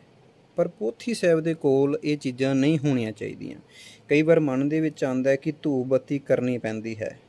ਸਾਡੇ ਆਮ ਕਈ ਵਾਰ ਮਨ ਦੇ ਵਿੱਚ ਭਾਵਨਾਵਾਂ ਹੁੰਦੀਆਂ ਹਨ। ਦੇਖੋ, ਭਾਵਨਾਵਾਂ ਠੀਕ ਨੇ, ਪਰ ਕਈ ਵਾਰ ਇਸੇ ਚੱਕਰ ਦੇ ਵਿੱਚ ਕਈ ਘਟਨਾਵਾਂ ਵਾਪਰ ਚੁੱਕੀਆਂ ਹਨ। ਸੋ ਬੇਨਤੀ ਕਰਦੇ ਹਾਂ ਕਿ ਪੋਥੀ ਸਾਹਿਬ ਲੈ ਕੇ ਜਾਣ ਤੋਂ ਬਾਅਦ ਇਹਨਾਂ ਨੂੰ ਧੂਫ ਜੋਤ ਤੋਂ ਦੂਰ ਰੱਖੋ ਕਿਰਪਾ ਕਰਕੇ। ਲਾਉਂਦੇ ਨਹੀਂ ਲਾਉਂਦੇ ਤੁਹਾਡੇ ਉੱਤੇ ਡਿਪੈਂਡ ਕਰਦਾ ਹੈ। ਠੀਕ ਹੈ ਜੀ। ਅਲਮਾਰੀ ਦੇ ਖਾਨੇ ਦੇ ਵਿੱਚ ਉੱਚੀ ਜਗ੍ਹਾ 'ਤੇ ਰੱਖ ਸਕਦੇ ਹੋ, ਬਾਕਸ ਖਾਲੀ ਕਰਕੇ ਰੱਖ ਸਕਦੇ ਹੋ। ਕਈ ਫਿਰ ਸਵਾਲ ਆਉਂਦੇ ਨੇ ਕਿ ਸਾਡੇ ਘਰ ਦੇ ਵਿੱਚ ਤਾਂ ਜੀ ਖਾਣ ਪੀਣ ਹੈ, ਭਾਵ ਮੀਟ ਮੱਛੀ ਖਾਂਦੇ ਹਾਂ, ਸਾਡੇ ਘਰ ਡਰਿੰਕ ਕਰਦੇ ਹਨ। ਸਾਡੇ ਘਰ ਦੇ, ਮੈਂ ਤਾਂ ਨਹੀਂ ਕਰਦਾ ਪਰ ਮੇਰੇ ਘਰ ਦੇ ਕਰਦੇ ਹਨ। ਕਈ ਵਾਰ ਬੀਬੀਆਂ ਭੈਣਾਂ ਕਹਿ ਦਿੰਦੀਆਂ ਹਨ ਕਿ ਸਾਡੇ ਹਸਬੈਂਡ ਕਰ ਲੈਂਦੇ ਹਨ, ਅਸੀਂ ਵੀ ਨਹੀਂ ਕਰਦੇ। ਦੇਖੋ, ਕਰਮ ਆਪੋ ਆਪਣੇ ਹਨ ਸਾਰਿਆਂ ਦੇ। ਸਾਰਿਆਂ ਕੋਲ ਜ਼ਿਆਦਾ ਨਹੀਂ ਤਾਂ ਗੁਰੂ ਸਾਹਿਬ ਦੀ ਕਿਰਪਾ ਨਾਲ 2 ਕਮਰੇ ਤਾਂ ਹੁੰਦੇ ਹੀ ਹਨ। ਆਪਾਂ ਬੇਨਤੀ ਕਰ ਸਕਦੇ ਹਾਂ ਉਸ ਇਨਸਾਨ ਅੱਗੇ ਕਿ ਅਸੀਂ ਗੁਰਬਾਣੀ ਪੜ੍ਹਨੀ ਹੈ, ਸਾਡੇ ਘਰ ਪੋਥੀ ਸਾਹਿਬ ਹੈਗੀਆਂ ਨੇ, ਇਹ ਜਿਹੜੇ ਕਮਰੇ 'ਚ ਅਸੀਂ ਪੋਥੀ ਸਾਹਿਬ ਰੱਖਣੀਆਂ ਹਨ, ਕਿਰਪਾ ਕਰਕੇ ਖਾ ਪੀ ਕੇ ਇਸ ਕਮਰੇ 'ਚ ਨਾ ਆਓ। ਠੀਕ ਹੈ ਜੀ। ਕਿਉਂਕਿ ਕਈ ਵਾਰ ਮਨ ਦੇ ਵਿੱਚ ਇਹ ਹੁੰਦਾ, ਕਈ ਵਾਰ ਵੀਰ ਕਹਿ ਦਿੰਦੇ ਹਨ ਪਹਿਲਾਂ ਤਾਂ ਜੀ ਆਪਣੇ ਘਰ ਦੇ ਵਿੱਚੋਂ ਇਹ ਸਾਰੀਆਂ ਚੀਜ਼ਾਂ ਬਾਹਰ ਕੱਢੋ, ਅੰਮ੍ਰਿਤ ਛਕੋ, ਸਾਰਾ ਕੁਛ ਸਹੀ ਗੱਲ ਹੈ ਉਹਨਾਂ ਦੀ ਵੀ। ਸੋ ਪਰ ਅਸੀਂ ਬੇਨਤੀ ਕਰਦੇ ਹਾਂ, ਅਗਰ ਪੋਥੀ ਸਾਹਿਬ ਤੁਹਾਡੇ ਘਰੇ ਜਾਏਗੀ ਤਾਂ ਹੀ ਚੀਜ਼ਾਂ ਘਰ ਤੋਂ ਬਾਹਰ ਨਿਕਲਣਗੀਆਂ। ਪੋਥੀ ਸਾਹਿਬ ਦੇਖੋ, ਛੋਟੇ ਰੂਪ ਦੇ ਵਿੱਚ ਤੁਹਾਡੇ ਘਰ ਵਿੱਚ ਜਪਜੀ ਸਾਹਿਬ ਦੇ, ਗੁਟਕਾ ਸਾਹਿਬ, ਨਿਤਨੇਮ ਦੇ ਹੁੰਦੇ ਹੀ ਹਨ। ਜੇ ਉਹ ਵੀ ਨਹੀਂ ਹੈਗੇ ਤਾਂ ਸਵੇਰੇ ਹਰ ਪਿੰਡ, ਹਰ ਸ਼ਹਿਰ ਦੇ ਵਿੱਚ ਗ੍ਰੰਥੀ ਸਿੰਘ ਵੀਰ ਪਾਠ ਕਰਦੇ ਹਨ। ਆਵਾਜ਼ ਤਾਂ ਤੁਹਾਡੇ ਘਰੇ ਪਹੁੰਚ ਚੁੱਕੀ ਹੈ, ਗੁਰਬਾਣੀ ਤਾਂ ਤੁਹਾਡੇ ਘਰੇ ਆ ਜਾਂਦੀ ਹੈ। ਫਿਰ ਤਾਂ ਤੁਸੀਂ ਉਹਨੂੰ ਵੀ ਬੰਦ ਕਰ ਸਕਦੇ ਹੋ ਜਾਂ ਤਾਂ ਉਹ ਵੀ ਬੰਦ ਕਰ ਦਿਓ। ਪਰ ਜੇ ਪੋਥੀ ਸਾਹਿਬ ਘਰੇ ਰੱਖਣੀ ਹੈ ਤਾਂ ਇਸ ਤਰ੍ਹਾਂ ਦੇ ਵਹਿਮਾਂ 'ਚ ਨਹੀਂ ਪੈਣਾ। ਸਾਡੇ ਕੋਲ ਬਹੁਤ ਸਾਰੇ ਹੈਂਡ ਰਾਈਟਿੰਗ ਹੈਗੇ ਨੇ ਬੱਚਿਆਂ ਦੇ, ਜਿਹੜੇ ਬੱਚੇ ਗੁਰਬਾਣੀ ਪੜ੍ਹਦੇ ਸਨ, ਉਹਨਾਂ ਦੇ ਘਰਾਂ ਦੇ ਵਿੱਚੋਂ ਇਹ ਕਲੇਸ਼ ਨਿਕਲ ਚੁੱਕੇ ਹਨ। ਸੋ ਗੁਰਬਾਣੀ ਪੜ੍ਹਨ ਦੇ ਨਾਲ, ਸੋ ਘਰੇ ਪੋਥੀ ਸਾਹਿਬ ਰੱਖਣ ਦਾ ਕੋਈ ਡਰ ਨਹੀਂ। ਸਾਨੂੰ ਡਰਾਇਆ ਜਾਂਦਾ ਬੇਅਦਬੀ ਹੋ ਜੂਗੀ। ਗੁਰਬਾਣੀ ਨਾ ਪੜ੍ਹਨਾ ਤਾਂ ਬੇਅਦਬੀ ਹੋ ਸਕਦੀ ਹੈ, ਪੜ੍ਹਨ ਨਾਲ ਕੋਈ ਬੇਅਦਬੀ ਨਹੀਂ ਹੁੰਦੀ। ਗੁਰੂ ਮੇਰਾ ਸਮਰੱਥ ਹੈ, ਉਹ ਕਦੀ ਕਿਸੇ ਨੂੰ ਕੋਈ ਪਾਪ ਨਹੀਂ ਲਾਉਂਦਾ। ਹਾਂ, ਜਾਣ ਬੁੱਝ ਕੇ ਕਰਦੇ ਹੋ ਤਾਂ ਉਹ ਜ਼ਰੂਰ ਹੈ। ਪਾਠ ਕਰਨ ਦਾ ਟਾਈਮ ਇਹ ਕੋਈ ਨਹੀਂ ਹੈਗਾ। ਤੁਸੀਂ ਨਿਤਨੇਮ ਸ਼ਾਮ ਸਵੇਰ ਦਾ ਆਪਣਾ ਕਰਦੇ ਹੋ। ਉਸ ਤੋਂ ਇਲਾਵਾ ਸ੍ਰੀ ਸਹਿਜ ਪਾਠ ਤੁਸੀਂ ਸਵੇਰੇ, ਦੁਪਹਿਰੇ, ਸ਼ਾਮੀ, ਰਾਤੀ ਜਦੋਂ ਤੁਹਾਡੇ ਕੋਲ ਸਮਾਂ ਹੈ ਉਦੋਂ ਕਰ ਸਕਦੇ ਹੋ। 1 ਅੰਗ ਕਰੋ, 2 ਕਰੋ, 4 ਕਰੋ, 10 ਕਰੋ, ਜਿੰਨੀ ਤੁਹਾਡੀ ਸਮਰੱਥਾ ਹੈ। ਅਗਰ 4 ਅੰਗ ਰੋਜ਼ ਕਰਦੇ ਹੋ, 10-15 ਮਿੰਟ ਅਗਰ ਰੋਜ਼ ਲਗਾਉਂਦੇ ਹੋ ਤਾਂ 1 ਸਾਲ ਦੇ ਵਿੱਚ ਪੂਰੇ 1430 ਅੰਗ ਤੁਸੀਂ ਪੜ੍ਹ ਸਕਦੇ ਹੋ। ਦਿਨ ਵਿੱਚ ਕਿੰਨੀ ਵਾਰ, ਕਈ ਵਾਰ ਸੰਗਤ ਕਹਿੰਦੀ ਪਾਠ ਕਰਨਾ ਹੈ, ਦਿਨ ਵਿੱਚ ਤੁਸੀਂ 2 ਵਾਰੀ ਕਰੋ, 4 ਵਾਰੀ ਕਰੋ, ਜ਼ਰੂਰੀ ਨਹੀਂ ਕਈ ਵਾਰ ਇੱਕੋ ਵਾਰੀ ਹੀ ਘੰਟਾ ਲਗਾਉਣਾ ਹੈ। ਕਈ ਸੰਗਤਾਂ ਅੱਧਾ ਘੰਟਾ ਲਗਾਉਂਦੀਆਂ ਹਨ, 2 ਵਾਰੀ 'ਚ, ਕੋਈ 3 ਵਾਰੀ 'ਚ, ਜਿਵੇਂ ਵੀ ਤੁਹਾਨੂੰ ਟਾਈਮ ਲੱਗਦਾ ਹੈ, ਵੀ ਕੋਈ ਬੰਦਿਸ਼ ਨਹੀਂ ਹੈਗੀ। ਠੀਕ ਹੈ ਜੀ, ਇਹ ਚੀਜ਼ਾਂ ਦਾ ਧਿਆਨ ਰੱਖਣਾ ਹੈਗਾ। ਅਤੇ ਜਿਹੜਾ ਭੋਗ ਦਾ ਸਮਾਂ ਹੈ, ਦੇਖੋ ਆਰੰਭ ਦੀ ਅਰਦਾਸ ਹੈ ਜਿਹੜੀ, ਉਹ ਗੁਰੂ ਘਰ ਤੋਂ ਸ਼੍ਰੀ ਗੁਰੂ ਗ੍ਰੰਥ ਸਾਹਿਬ ਜੀ ਤੋਂ ਕੀਤੀ ਜਾਂਦੀ ਹੈ। ਮਰਿਆਦਾ ਉਹੀ ਹੈ ਕਿ ਦੇਗ ਬਣਦੀ ਹੈ, 6 ਪੌੜੀਆਂ ਆਨੰਦ ਸਾਹਿਬ ਦੀਆਂ ਕੀਤੀਆਂ ਜਾਂਦੀਆਂ ਹਨ। ਗ੍ਰੰਥੀ ਸਿੰਘ ਵੀਰ ਹੁਕਮਨਾਮਾ ਸਾਹਿਬ ਲੈਂਦਾ ਹੈ ਅਤੇ ਪਾਠ ਦੀ ਆਰੰਭਤਾ ਕਰਦਾ ਹੈ। ਠੀਕ ਹੈ ਜੀ, ਮੱਧ ਦੀ ਅਰਦਾਸ ਤੁਸੀਂ ਘਰੇ ਵੀ ਕਰ ਸਕਦੇ ਹੋ। ਭੋਗ ਸ਼੍ਰੀ ਗੁਰੂ ਗ੍ਰੰਥ ਸਾਹਿਬ ਜੀ ਤੋਂ ਕੀਤਾ ਜਾਂਦਾ ਹੈ, ਕਾਰਨ ਕਿ ਜਿਹੜਾ ਹੁਕਮਨਾਮਾ ਸਾਹਿਬ ਹੈ ਇਹ ਕਦੀ ਵੀ ਪੋਥੀ ਸਾਹਿਬ ਤੋਂ ਨਹੀਂ ਲਿਆ ਜਾਂਦਾ, ਕਿਉਂਕਿ ਪੋਥੀ ਸਾਹਿਬ 2 ਭਾਗਾਂ 'ਚ ਆਉਂਦੀਆਂ ਹਨ, 4 ਭਾਗਾਂ ਵਿੱਚ ਆਉਂਦੀਆਂ ਹਨ। ਸੋ ਇਹ ਜਿਹੜੀ ਪੋਥੀ ਸਾਹਿਬ ਤੋਂ ਹੁਕਮਨਾਮਾ ਸਾਹਿਬ ਨਹੀਂ ਲੈਣਾ। ਸੋ ਬੇਨਤੀ ਹੈ। ਅਤੇ ਹੁਕਮਨਾਮਾ ਸਾਹਿਬ ਸ਼੍ਰੀ ਗੁਰੂ ਗ੍ਰੰਥ ਸਾਹਿਬ ਜਿੱਥੇ ਇੱਕੋ ਜਗ੍ਹਾ ਸੰਪੂਰਨ ਬਾਣੀ ਹੈ। ਕਈ ਵਾਰ ਮਨ ਦੇ ਵਿੱਚ ਇਹ ਵੀ ਸ਼ੰਕਾ ਕਈ ਵਾਰ ਪੈਦਾ ਕਰ ਦਿੱਤਾ ਜਾਂਦਾ ਹੈ ਕਿ ਅਗਰ ਤੁਹਾਡੇ ਘਰੇ ਤਾਂ ਪੋਥੀ ਸਾਹਿਬ ਹੈਗੀਆਂ ਨੇ, 4 ਪੋਥੀ ਸਾਹਿਬ ਇਕੱਠੀਆਂ ਨਹੀਂ ਰੱਖਣੀਆਂ, 2 ਪੋਥੀ ਸਾਹਿਬ ਉੱਤੇ ਰੱਖਣੀਆਂ, ਮਹਾਰਾਜ ਦਾ ਸਰੂਪ ਬਣ ਜਾਂਦਾ ਹੈ। ਦੇਖੋ ਇਸ ਤਰ੍ਹਾਂ ਦੇ ਮਤਭੇਦ 'ਚ ਪੈਣ ਦੀ ਲੋੜ ਨਹੀਂ। ਅਗਰ ਇੱਕ ਜ਼ਿਲਤ ਦੇ ਅੰਦਰ ਜਦ ਤੱਕ ਸੰਪੂਰਨ ਗੁਰਬਾਣੀ ਨਹੀਂ ਆਉਂਦੀ ਤਾਂ ਗੁਰੂ ਗ੍ਰੰਥ ਸਾਹਿਬ ਜੀ ਦਾ ਰੂਪ ਨਹੀਂ ਬਣ ਸਕਦੀ। ਸੰਗਤਾਂ ਫਿਰ ਕਹਿੰਦੀਆਂ ਨੇ ਕਿ ਪੋਥੀ ਸਾਹਿਬ ਘਰੇ ਪ੍ਰਕਾਸ਼ ਕਰਕੇ ਰੱਖਣੀ ਪਊਗੀ। ਨਹੀਂ ਜੀ, ਚੰਦੋਆ ਸਾਹਿਬ ਦੀ ਲੋੜ ਆ, ਇਹਦੀ ਵੀ ਲੋੜ ਨਹੀਂ ਜੀ। ਸਵੇਰੇ ਸ਼ਾਮ ਪ੍ਰਕਾਸ਼ ਕਰਨ ਦੀ ਉਹਦੀ ਵੀ ਲੋੜ ਨਹੀਂ, ਕਿਉਂਕਿ ਸਵੇਰੇ ਸ਼ਾਮ ਪ੍ਰਕਾਸ਼ ਕਰਨਾ, ਚੰਦੋਆ ਸਾਹਿਬ ਲਗਾਉਣਾ, ਕਮਰਾ ਖਾਲੀ ਕਰਨਾ, ਇਹ ਸਾਰੀਆਂ ਵਿਧੀਆਂ ਸ਼੍ਰੀ ਗੁਰੂ ਗ੍ਰੰਥ ਸਾਹਿਬ ਜੀ ਮਹਾਰਾਜ ਜਦੋਂ ਤੁਹਾਡੇ ਘਰ ਵਿੱਚ ਆਉਂਦੇ ਹਨ ਇਹ ਉਦੋਂ ਕੀਤਾ ਜਾਂਦਾ ਹੈ। ਨਹੀਂ ਤਾਂ ਪੋਥੀ ਸਾਹਿਬ ਜਿਵੇਂ ਤੁਹਾਡੇ ਘਰੇ ਸੁਖਮਨੀ ਸਾਹਿਬ ਦੇ ਨਿਤਨੇਮ ਦੇ ਗੁਟਕਾ ਸਾਹਿਬ ਪਏ ਹਨ, ਤੁਸੀਂ ਉਵੇਂ ਰੱਖ ਸਕਦੇ ਹੋ, ਉੱਚੀ ਸੁੱਚੀ ਜਗ੍ਹਾ ਇਕੱਠੀਆਂ ਵੀ ਪੋਥੀ ਸਾਹਿਬ ਰੱਖ ਸਕਦੇ ਹੋ। ਅਤੇ ਜਿਹੜਾ ਇੱਕ ਰੇਲ ਸਟੈਂਡ ਆਉਂਦਾ ਹੈ ਉਹਦੇ ਉੱਤੇ ਪੋਥੀ ਸਾਹਿਬ ਪ੍ਰਕਾਸ਼ ਕਰਨੀ ਹੁੰਦੀ ਹੈ। ਗੋਦੀ 'ਚ ਜਾਂ ਝੋਲੀ 'ਚ ਕਿਸੇ ਤਰ੍ਹਾਂ ਹੱਥ 'ਚ ਫੜ ਕੇ ਪੋਥੀ ਸਾਹਿਬ ਨੂੰ ਪ੍ਰਕਾਸ਼ ਨਹੀਂ ਕਰਨਾ। ਸੋ ਇਹ ਚੀਜ਼ਾਂ ਹੈਗੀਆਂ ਨੇ। ਅਤੇ ਪੋਥੀ ਸਾਹਿਬ ਜਿਹੜੀ ਤੁਹਾਨੂੰ ਮਿਲਦੀ ਹੈ ਸ੍ਰੀ ਸਹਿਜ ਪਾਠ ਸੇਵਾ ਸੰਸਥਾ ਵੱਲੋਂ, ਇਹ ਔਨਲਾਈਨ ਰਜਿਸਟ੍ਰੇਸ਼ਨ ਹੁੰਦੀ ਹੈ। ਔਨਲਾਈਨ ਪੋਥੀ ਸਾਹਿਬ ਤੁਹਾਨੂੰ ਮਿਲਦੀ ਹੈ, ਤੁਹਾਡੇ ID ਪ੍ਰੂਫ ਤੋਂ ਬਿਨਾਂ ਪੋਥੀ ਸਾਹਿਬ ਨਹੀਂ ਮਿਲਦੀ। ਸੋ ਪੋਥੀ ਸਾਹਿਬ ਲੈਣ ਵਾਲਿਆਂ ਨੇ ਜ਼ਰੂਰੀ ਧਿਆਨ ਆ ਕਿ ਪਾਠ ਤੁਸੀਂ ਕਰਦੇ ਪਏ ਹੋ ਜਾਂ ਨਹੀਂ ਕਰਦੇ ਪਏ। ਪੋਥੀ ਸਾਹਿਬ ਅਗਰ ਤੁਹਾਡੇ ਕੋਲ ਹੈ, ਉਹ ਤੁਹਾਡੇ ਨਾਮ 'ਤੇ ਰਜਿਸਟਰਡ ਹੈ, ਤਾਂ ਕਿਰਪਾ ਕਰਕੇ ਪੋਥੀ ਸਾਹਿਬ ਬਿਨਾਂ ਕਿਸੇ ਨੂੰ ਨਾ ਪੁੱਛੇ ਬਿਨਾਂ ਨਾ ਦਿਓ। ਜਿੱਤੋਂ ਪੋਥੀ ਸਾਹਿਬ ਤੁਸੀਂ ਲਈ ਹੈ, ਵੀਰ ਤੁਹਾਨੂੰ ਜਿਹੜਾ ਪੋਥੀ ਸਾਹਿਬ ਦੇ ਕੇ ਜਾਂਦਾ ਹੈ, ਤੁਹਾਡਾ ID ਪ੍ਰੂਫ ਲੱਗਿਆ ਹੋਇਆ ਹੈ, ਤੁਸੀਂ ਪੋਥੀ ਸਾਹਿਬ ਨੂੰ ਉਹਨਾਂ ਤੋਂ ਫੋਨ ਕਰੋ ਕਿ ਅਸੀਂ ਪੋਥੀ ਸਾਹਿਬ ਸਾਡਾ ਰਿਸ਼ਤੇਦਾਰ ਮੰਗਦਾ ਹੈ, ਸਾਡਾ ਗਲੀ ਗੁਆਂਢ ਮੰਗਦਾ ਹੈ। ਤੁਸੀਂ ਉਸ ਵੀਰ ਨੂੰ ਕੰਟੈਕਟ ਕਰੋ। ਉਹ ਜੋ ਪ੍ਰੋਸੈਸ ਹੈ ਉਹ ਸਾਰਾ ਫਾਰਮ ਭਰੇਗਾ, ਉਹਨਾਂ ਦਾ ID ਪ੍ਰੂਫ ਲਵੇਗਾ ਅਤੇ ਪੋਥੀ ਸਾਹਿਬ ਉਹਨਾਂ ਨੂੰ ਦੇਵੇਗਾ। ਪੋਥੀ ਸਾਹਿਬ ਜਿਹੜੀ ਵਾਪਸੀ ਵੀ ਆ, ਉਹ ਜਿਹੜਾ ਵੀਰ ਤੁਹਾਨੂੰ ਦੇ ਕੇ ਜਾਂਦਾ ਹੈ ਉਹਦੇ ਹੀ ਥਰੂ ਤੁਸੀਂ ਵਾਪਸ ਕਰਨੀ ਹੈ। ਸੋ ਪੋਥੀ ਸਾਹਿਬ ਕਿਸੇ ਨੂੰ ਵੀ, ਜਾਂ ਗੁਰੂ ਘਰ ਇੱਕ ਵਾਰੀ ਪਾਠ ਕਰਨ ਤੋਂ ਬਾਅਦ ਰੱਖ ਆਉਂਦੇ ਹਨ ਕਈ ਵਾਰ ਸੰਗਤਾਂ, ਇਹ ਗਲਤ ਕਰਦੇ ਹੋ ਤੁਸੀਂ। ਗੁਰੂ ਘਰਾਂ ਦੇ ਵਿੱਚ ਫਿਰ ਗ੍ਰੰਥੀ ਸਿੰਘ ਵੀਰ ਸਾਂਭਣਗੇ ਕਿਵੇਂ? ਜੇ ਬਾਈ ਚਾਂਸ ਕੋਈ ਉਹਦਾ ਨੁਕਸਾਨ ਕਰਦਾ ਹੈ ਤਾਂ ਜਿਹਦੇ ਨਾਂ 'ਤੇ ਰਜਿਸਟ੍ਰੇਸ਼ਨ ਹੋਈ ਹੁੰਦੀ ਹੈ, ਪੁੱਛਿਆ ਫਿਰ ਉਹਨੂੰ ਜਾਏਗਾ। ਇਸ ਕਰਕੇ ਪੋਥੀ ਸਾਹਿਬ ਨੂੰ ਜਿਸ ਤੋਂ ਵੀ ਲੈਂਦੇ ਹੋ ਉਹਨੂੰ ਹੀ ਵਾਪਸ ਕਰਨੀ ਹੈ ਕਿ ਅਸੀਂ ਵਾਪਸ ਕਰ ਚੁੱਕੇ ਹਾਂ, ਤਾਂ ਕਿ ਤੁਹਾਡਾ ਔਨਲਾਈਨ ਰਿਕਾਰਡ ਦੇ ਵਿੱਚ ਆ ਜਾਵੇ। ਸੋ ਪੋਥੀ ਸਾਹਿਬ ਕਿਸੇ ਨੂੰ ਵੀ ਇਸ ਤਰ੍ਹਾਂ ਨਹੀਂ ਦੇਣੀ ਹੈ। ਸੋ ਇਹ ਗੱਲਾਂ ਦਾ ਧਿਆਨ ਰੱਖਣਾ ਹੈ। ਸੋ ਇੰਨੀ ਕੁ ਬੇਨਤੀਆਂ ਹਨ ਜਿਹੜੀਆਂ ਕਿ ਪ੍ਰਵਾਨ ਕਰ ਲੈਣੀਆਂ। ਇਹ ਡਾਇਰੀ ਹੈ, ਸਾਰੀ ਗੁਰਬਾਣੀ ਲਿਖਣ ਵਾਸਤੇ ਹੈ। ਜਦੋਂ ਇਹ ਭਰ ਜਾਵੇਗੀ ਇਸ ਤੋਂ ਬਾਅਦ ਕੋਈ ਕਾਪੀ ਜਾਂ ਕੋਈ ਰਜਿਸਟਰ ਲਗਾਇਆ ਜਾ ਸਕਦਾ ਹੈ ਜਿੱਥੇ ਤੁਸੀਂ ਗੁਰਬਾਣੀ ਦਾ ਖਜ਼ਾਨਾ ਸਾਂਭਿਆ ਜਾ ਸਕਦਾ ਹੈ। ਅਤੇ ਇਹ ਅਲੱਗ-ਅਲੱਗ ਸ਼ਹਿਰਾਂ ਦੇ ਨੰਬਰ ਹੈਗੇ ਹਨ। ਤੁਹਾਨੂੰ ਕਿਤੇ ਵੀ ਪੋਥੀ ਸਾਹਿਬ ਦੀ ਲੋੜ ਪੈਂਦੀ ਹੈ ਜਾਂ ਕਿਤੇ ਵੀ ਕੁਛ ਵੀ ਲੋੜ ਪੈਂਦੀ ਹੈ, ਤੁਸੀਂ ਇਹਨਾਂ 'ਤੇ ਕਾਲ ਕਰ ਸਕਦੇ ਹੋ। ਏਰੀਆ ਵਾਈਜ਼ ਇਹ ਸਾਰੇ ਦੇਖੋ ਨੰਬਰ ਦਿੱਤੇ ਹੋਏ ਹਨ। ਤੁਸੀਂ ਇਹਨਾਂ ਨੂੰ ਵੀ ਕੰਟੈਕਟ ਕਰਕੇ ਆਪਣੇ ਘਰ ਦੇ ਵਿੱਚ ਫ੍ਰੀ ਆਫ ਕਾਸਟ, ਕਿਸੇ ਤਰ੍ਹਾਂ ਦਾ ਕੋਈ ਟਰਾਂਸਪੋਰਟ ਦਾ ਖਰਚਾ ਨਹੀਂ ਹੈਗਾ, ਕੋਈ ਰਜਿਸਟ੍ਰੇਸ਼ਨ ਦੀ ਫੀਸ ਨਹੀਂ ਹੈਗੀ, ਕੋਈ ਦਸਵੰਧ ਦੀ ਅਪੀਲ ਨਹੀਂ ਹੈਗੀ। ਫ੍ਰੀ ਪੋਥੀ ਸਾਹਿਬ ਹਿੰਦੀ, ਪੰਜਾਬੀ ਜਿਸ ਤਰ੍ਹਾਂ ਵੀ ਕੋਈ ਪੜ੍ਹਨਾ ਚਾਹੁੰਦਾ ਹੈ ਉਹ ਲੈ ਸਕਦਾ ਹੈ। ਇਹਦੇ ਉੱਤੇ ਨੰਬਰ ਦਿੱਤੇ ਗਏ ਹਨ, ਇਹ ਆਪਣੇ ਘਰੇ ਮੰਗਵਾ ਸਕਦੇ ਹੋ, ਜਾਣਕਾਰੀ ਲੈ ਸਕਦੇ ਹੋ। ਸੋ ਇਹ ਬੇਨਤੀਆਂ ਹਨ ਕਿ ਗੁਰਬਾਣੀ ਪੜ੍ਹਨ ਵਾਲੇ ਪਾਸੇ ਨੂੰ ਆਪਾਂ ਆਈਏ। ਜਿਵੇਂ ਕਿ ਗੁਰੂ ਨਾਨਕ ਸਾਹਿਬ ਨੇ ਸ਼ੁਰੂ ਕੀਤਾ ਸੀ, ਘਰ ਘਰ ਅੰਦਰ ਧਰਮਸ਼ਾਲ। ਅਗਰ ਗੁਰੂ ਨਾਨਕ ਸਾਹਿਬ ਅੱਜ ਸਾਨੂੰ ਪੁੱਛ ਲੈਣ ਕਿ ਤੁਹਾਡਾ ਘਰ ਧਰਮਸ਼ਾਲ ਬਣ ਗਿਆ ਹੈ, ਜਿਹੜਾ ਮੈਂ ਸੁਪਨਾ ਲਿਆ ਸੀ ਉਹ ਪੂਰਾ ਹੋ ਚੁੱਕਿਆ ਹੈ ਕਿ ਨਹੀਂ, ਤਾਂ ਗਿਣੇ ਚੁਣੇ ਘਰਾਂ ਨੂੰ ਹੀ ਛੱਡ ਕੇ ਆਪਾਂ ਇਹ ਗੱਲ ਕਹਿ ਸਕਦੇ ਹਾਂ ਕਿ ਸਾਡਾ ਘਰ ਧਰਮਸ਼ਾਲ ਬਣ ਚੁੱਕਿਆ ਹੈ। ਕਿਉਂਕਿ ਅੱਜ ਦੇ ਸਮੇਂ 'ਚ ਡਰਾਉਣ ਵਾਲੇ ਬਹੁਤ ਹਨ ਪਰ ਪਾਠ ਕਰਨ ਵਾਲੇ ਬਹੁਤ ਘੱਟ ਹਨ। ਕਿਉਂਕਿ ਜ਼ਿਆਦਾਤਰ ਤਾਂ ਸਾਨੂੰ ਸੰਥਿਆ ਦੇ ਉੱਤੇ ਹੀ ਜ਼ੋਰ ਦਿੱਤਾ ਜਾਂਦਾ ਹੈ। ਅਗਰ ਇਸ ਤਰ੍ਹਾਂ ਦੀ ਗੱਲ ਹੈ ਤਾਂ ਅਸੀਂ ਅੰਮ੍ਰਿਤ ਵੀ ਨਹੀਂ ਛਕ ਸਕਦੇ ਹਨ। ਕਿਉਂਕਿ ਉਸ ਸਮੇਂ ਪੰਜ ਪਿਆਰੇ ਸਾਹਿਬਾਨ ਗੁਰੂ ਸਾਹਿਬ ਦਾ ਰੂਪ ਹੁੰਦੇ ਹਨ। ਉਹਨੂੰ ਸਾਨੂੰ ਉਸੇ ਦਿਨ ਤੋਂ ਹੀ ਕਹਿੰਦੇ ਹਨ ਕਿ ਤੁਸੀਂ ਸਵੇਰੇ ਸ਼ਾਮ ਦਾ ਨਿਤਨੇਮ ਕਰਨਾ ਹੈ। ਉਹ ਇਹ ਨਹੀਂ ਕਹਿੰਦੇ ਕਿ ਖਬਰਦਾਰ ਜੇ ਨਿਤਨੇਮ ਸੰਥਿਆ ਕੀਤੇ ਤੋਂ ਬਿਨਾਂ ਤੁਸੀਂ ਗੁਰਬਾਣੀ ਪੜ੍ਹੀ। ਸੋ ਇਹਨਾਂ 'ਚੋਂ ਬਾਹਰ ਆ ਜਾਈਏ, ਹੌਲੀ ਹੌਲੀ ਗੁਰੂ ਸਾਹਿਬ ਕਿਰਪਾ ਕਰਨਗੇ, ਬਾਣੀ ਪੜ੍ਹੀਏ, ਹੌਲੀ ਹੌਲੀ ਗੁਰੂ ਦੇ ਲੜ ਵੀ ਲੱਗਾਂਗੇ, ਸਾਰਾ ਕੁਛ ਹੌਲੀ ਹੌਲੀ ਗੁਰੂ ਸਾਹਿਬ ਆਪ ਗੱਲ ਨਾਲ ਲਾ ਲੈਣਗੇ। ਸੋ ਇਹ ਬੇਨਤੀਆਂ ਹਨ, ਕਿਉਂਕਿ ਸਾਡੇ ਕੋਲ ਇਸ ਤਰ੍ਹਾਂ ਦੀ ਬਹੁਤ ਸਾਰੀ ਘਟਨਾਵਾਂ ਹਨ। ਇੱਕ ਬਜ਼ੁਰਗ ਮਾਤਾ, ਲਾਸਟ 'ਚ ਤੁਹਾਨੂੰ ਗੱਲ ਦੱਸ ਕੇ ਸਮਾਪਤੀ ਕਰਨ ਲੱਗੇ ਹਾਂ, ਮੈਨੂੰ ਮਿਲਦੇ ਹਨ। ਤਾਂ ਇਸੇ ਤਰ੍ਹਾਂ ਜਿਵੇਂ ਤੁਹਾਨੂੰ ਇਹ ਦੱਸਿਆ ਗਿਆ ਹੈ ਵੀਡੀਓ ਦੇ ਵਿੱਚ, ਇਸ ਤਰ੍ਹਾਂ ਕਿਸੇ ਪਰਿਵਾਰ ਨੂੰ ਦੱਸਿਆ ਜਾ ਰਿਹਾ ਸੀ, ਤਾਂ ਮਾਤਾ ਨੇ ਲਾਸਟ 'ਚ ਮੈਨੂੰ ਇੱਕ ਸਵਾਲ ਕੀਤਾ ਕਿ ਬੇਟਾ ਸੁਖਮਨੀ ਸਾਹਿਬ ਜੀ ਦਾ ਪਾਠ ਕਿੰਨੇ ਟਾਈਮ 'ਚ ਕਿਸ ਤਰ੍ਹਾਂ ਕਰਨਾ ਚਾਹੀਦਾ ਹੈ, ਕੀ ਮਤਲਬ ਉਹਨਾਂ ਦਾ ਕਿ ਇੱਕ ਚੌਂਕੜੇ 'ਚ ਕਰਨਾ ਚਾਹੀਦਾ ਹੈ, ਕਿਵੇਂ? ਤਾਂ ਉਹਦੇ ਵਿੱਚ ਮੈਂ ਉਹਨਾਂ ਨੂੰ ਆਨਸਰ ਦਿੱਤਾ ਸੀ ਕਿ ਇਹ ਸਰੀਰਕ ਸਮਰੱਥਾ ਹੈ। ਕੋਈ ਇੱਕ ਚੌਂਕੜੇ 'ਚ ਕਰਦਾ ਹੈ, ਕੋਈ ਦੋ 'ਚ ਕਰਦਾ ਹੈ, ਕੋਈ 2 ਦਿਨਾਂ 'ਚ ਵੀ ਕਰਦਾ ਹੈ। ਇਹਦਾ ਕੋਈ ਮਤਭੇਦ ਨਹੀਂ ਹੈਗਾ, ਜਿਵੇਂ ਜਿਹਦੀ ਸਮਰੱਥਾ ਹੈ ਗੁਰਬਾਣੀ ਪੜ੍ਹ ਸਕਦਾ ਹੈ। ਉਹ ਮਾਤਾ ਮੱਥਾ ਫੜ ਕੇ ਬੈਠ ਗਈ ਸੀਗੀ। ਉਹ ਕਹਿੰਦੀ ਮੈਨੂੰ 17 ਸਾਲ ਦੀ ਉਮਰ ਦੇ ਵਿੱਚ ਕਿਸੇ ਨੇ ਡਰਾ ਦਿੱਤਾ ਸੀ ਕਿ ਗਲਤ ਜਿੰਨੀ ਵਾਰ ਤੂੰ ਸੁਖਮਨੀ ਸਾਹਿਬ ਦੇ ਵਿੱਚ ਰੁਕੇਂਗੀ ਓਨੇ ਟੋਟੇ ਹੋਣੇ ਹਨ ਤੇਰੇ। ਦੇਖੋ ਕਿੱਡਾ ਵੱਡਾ ਡਰ ਉਸ ਮਾਤਾ ਦੇ ਹਿਰਦੇ 'ਚ ਵਸਾ ਦਿੱਤਾ ਗਿਆ। ਤਾਂ ਉਹ ਮਾਤਾ ਕਹਿੰਦੀ ਹੁਣ ਮੈਂ 60 ਸਾਲ ਦੀ ਹੋ ਚੁੱਕੀ ਹਾਂ, ਮੈਂ ਉਸ ਤੋਂ ਬਾਅਦ ਕਦੀ ਗੁਰਬਾਣੀ ਪੜ੍ਹੀ ਹੀ ਨਹੀਂ, ਮੈਂ ਗੁਟਕਾ ਸਾਹਿਬ ਨੂੰ ਵੀ ਨਹੀਂ ਹੱਥ ਲਗਾਇਆ। ਇੰਨਾ ਮਾਤਾ ਨੂੰ ਡਰਾ ਦਿੱਤਾ ਗਿਆ।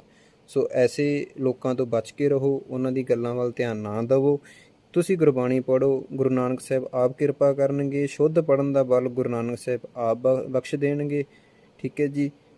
ਕਬੀਰ ਜੀ ਨੇ ਦੱਸੋ ਕਿਹੜੀ ਡਿਗਰੀਆਂ ਕੀਤੀਆਂ ਸਨ, ਕਿੱਥੋਂ ਉਹਨਾਂ ਨੇ ਕੀ ਕੀਤਾ ਸੀ, ਪਰ ਗੁਰੂ ਨਾਨਕ ਸਾਹਿਬ ਨੇ ਉਹਨਾਂ ਦੀ ਵੀ ਬਾਣੀ ਦਰਜ ਕੀਤੀ ਹੋਈ ਹੈ ਗੁਰੂ ਗ੍ਰੰਥ ਸਾਹਿਬ ਵਿੱਚ। ਇਹ ਗੁਰੂ ਸਾਹਿਬ ਆਪ ਸਮਰੱਥ ਬਖਸ਼ਦੇ ਹਨ। ਪੜ੍ਹਿਆ ਅਨਪੜ੍ਹਿਆ ਹਨ, ਗੁਰੂ ਸਾਹਿਬ ਵੀ ਕਹਿੰਦੇ ਨੇ ਪਰਮਗਤ ਪਾਵੈ। ਗੁਰੂ ਸਾਹਿਬ ਬਖਸ਼ਿਸ਼ਾਂ ਕਰਨਗੇ, ਆਪ ਹੀ ਤੁਹਾਡੇ ਤੋਂ ਸ਼ੁੱਧ ਸਪਸ਼ਟ ਗੁਰਬਾਣੀ ਪੜ੍ਹਾ ਲੈਣਗੇ। ਸੋ ਬੇਚਿੰਤ ਹੋ ਕੇ ਗੁਰਬਾਣੀ ਪੜ੍ਹਨੀ ਸਟਾਰਟ ਕਰ ਦੇਵੋ। ਜਲਦ ਹੀ ਤੁਹਾਡੇ ਵਾਸਤੇ ਹੋਰ ਵੀ ਸੇਵਾ ਵਿੱਚ ਹਾਜ਼ਰ ਹੋਵਾਂਗੇ। ਸੋ ਇਹਦੇ ਵਿੱਚ ਜਿੰਨਾ ਕੁਛ ਦੱਸਿਆ ਗਿਆ ਡਾਇਰੀ ਤੁਛ ਮਾਤਰ ਅਸੀਂ ਤੁਹਾਨੂੰ ਸਮਝਾਉਣ ਦਾ ਯਤਨ ਕੀਤਾ ਹੈ, ਜਿੰਨੀ ਕਿ ਗੁਰੂ ਸਾਹਿਬ ਨੇ ਸਮਰੱਥਾ ਬਖਸ਼ੀ ਹੈ। ਬਹੁਤ ਸਾਰੇ ਗੁਣੀ ਗਿਆਨੀ ਵੀਰ ਹੋਣਗੇ ਜਿਹੜੇ ਕਿ ਇਹਨੂੰ ਹੋਰ ਵਧੀਆ ਢੰਗ ਨਾਲ ਵੀ ਡਿਫਾਈਨ ਕਰ ਸਕਦੇ ਹਨ। ਸੋ ਇੰਨੀ ਕੁ ਬੇਨਤੀਆਂ ਪ੍ਰਵਾਨ ਕਰਨੀਆਂ ਹਨ। ਇਸ ਤੋਂ ਅੱਗੇ ਵੀ ਤੁਹਾਨੂੰ ਇੱਕ ਵੀਡੀਓ ਲੈ ਕੇ ਆ ਰਹੇ ਹਨ, ਪੋਥੀ ਸਾਹਿਬ ਦੇ ਦਰਸ਼ਨ ਕਰਾਵਾਂਗੇ, ਕਿੱਥੇ ਗੁਰਬਾਣੀ ਕਿਵੇਂ ਕਿਵੇਂ ਪੜ੍ਹਨੀ ਹੈ, ਕਿਹੜੇ ਕਿਹੜੇ ਅੰਗ 'ਤੇ ਕਿਵੇਂ ਕਿਵੇਂ ਲਿਖਿਆ ਗਿਆ ਹੈ। ਸੋ ਉਹਦੇ ਵੀ ਤੁਹਾਨੂੰ ਦਰਸ਼ਨ ਆਉਣ ਵਾਲੇ ਟਾਈਮ 'ਚ ਆਪਾਂ ਕਰਵਾਵਾਂਗੇ।